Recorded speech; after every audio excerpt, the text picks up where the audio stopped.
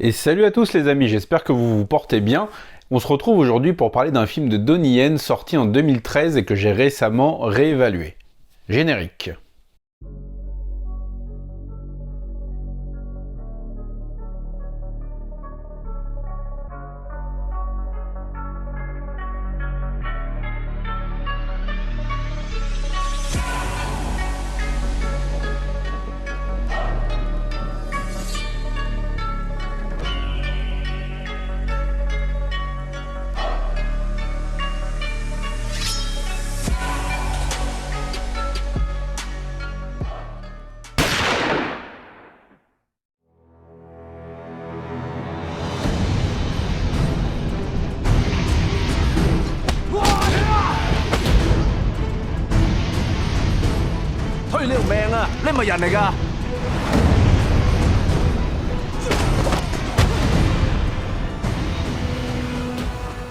Alors, lorsque Special ID a été annoncé, ça a été l'engouement comme bien souvent avec un film de Donnie Yen.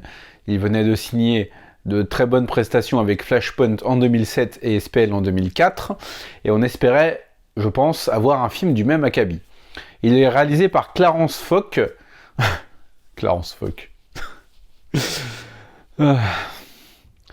Qui a signé The Black Panther Warriors en 93, Naked Killer en 92 ou Iceman Come F en 89 avec Yuen Biao et Maggie Cheung et Yuen Wah. Ce n'est pas un réalisateur que j'affectionne en particulier, mais il a réalisé 2-3 petites choses bien intéressantes dans l'âge d'or du cinéma hongkongais des années 80-90. Le film nous raconte l'histoire d'un chef de gang, interprété par Donnie Yen, qui est en fait un policier infiltré, qui va devoir se rendre en Chine et travailler avec la police locale pour faire tomber un criminel qui est en fait un homme qu'il avait pris sous son aile. Alors, très beau casting dans ce film, puisqu'il y a bien évidemment Donnie Yen, l'excellent, le divin Donnie Yen.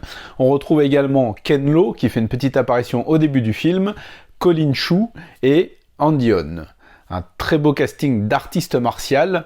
Et on retrouve également au casting une présence féminine bien agréable avec la délicieuse Jen Tieng. Et mon cœur lui a tout de suite appartenu. Je l'ai bien évidemment suivi sur Instagram avec le plus grand des plaisirs.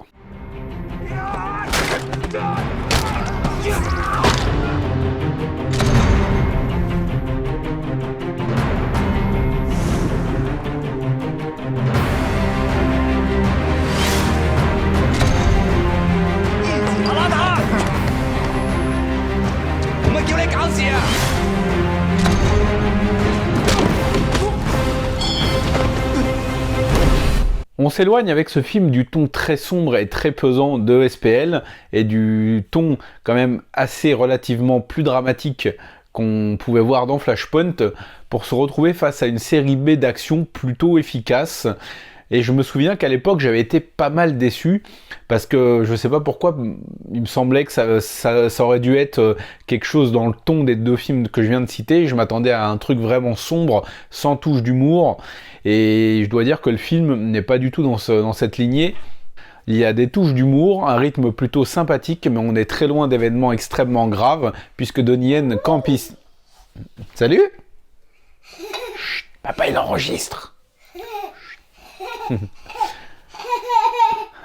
Puisqu'on est dans la lignée de... Je sais plus ce que je disais, merci ma gamine.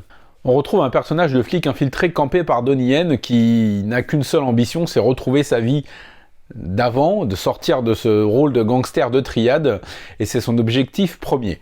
Mais ça ne l'empêche pas d'être un peu dragueur, un peu blagueur, et je pense que c'est ça qui m'avait décontenancé à l'époque. Je m'attendais à avoir un homme vraiment prisonnier de son statut, vraiment malheureux par cette situation, et je dois dire que là, le personnage, s'il prend ses motivations très à cœur, ça ne l'empêche pas pour autant de vivre, ça ne l'étouffe pas, comme par exemple le personnage d'un Tony Leung dans Infernal Affair. Le film a un rythme plutôt généreux au niveau des scènes d'action, mais le gros problème de ce film, et je me souviens pourquoi j'avais pas vraiment franchement apprécié mon premier visionnage en 2013, c'est que malgré l'exceptionnel casting martial, à savoir quand même Donnie Yen, Ken Lo, Colin Chou et Andy On, je trouve les combats de ce film extrêmement décevants. La faute à... Vous avez deviné ? Le style à la con de MMA de Donnie Yen. Je ne supporte pas ce style de fight où il faut s'agripper à l'adversaire et le foutre par terre 40 fois. Je trouve que c'est c'est un style martial en soi, hein. Le MMA, bien sûr, je ne critique pas, mais ça donne des chorégraphies et des combats que moi, personnellement, je n'apprécie pas du tout. Rien ne vaut un bon fight à l'ancienne, et je pense que si ce film avait été tourné avec ce genre de combat, ça aurait pu s'élever davantage. Là, ça ne reste qu'une série B sympa, mais que je trouve quand même être un gros gâchis du potentiel martial, sachant en plus que Colin Chou n'a pas un seul fight dans le film. Do you even know what's going on? Do you?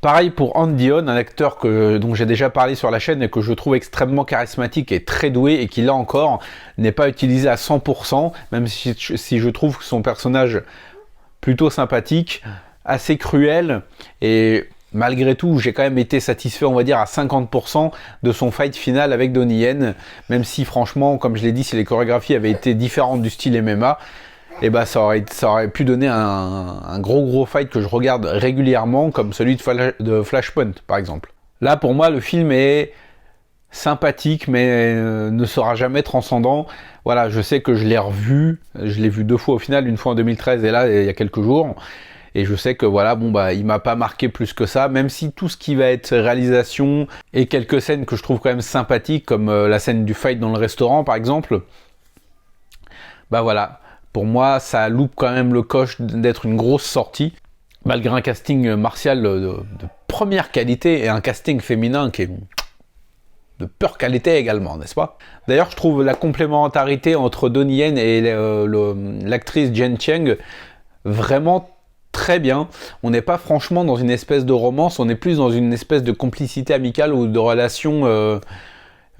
comment dire, pas maître-élève, mais on sent qu'il y a une forte amitié qui est en train de se mettre en place. C'est bien mon cœur. Je trouve donc, comme je le disais, excusez-moi, hein, que la complémentarité entre les deux acteurs fonctionne très bien et on évite la romance un peu niaise. Non, on est dans une sorte de relation amicale avec une petite pointe d'admiration qui va venir du personnage de Jen Cheng envers Donnie Yen. Donc voilà, pour moi ce spécial Heidi est une série B plutôt sympathique mais qui aurait pu être quelque chose de bien mieux si les combats avaient été mieux chorégraphiés, à mon sens bien évidemment. Dites-moi dans les commentaires si vous avez eu le même ressenti que moi, dites-moi également ce que vous pensez du film. Et moi je vous dis à très bientôt, on se retrouve très vite pour parler de cinéma asiatique, parce que vous savez que ça déchire. Ciao!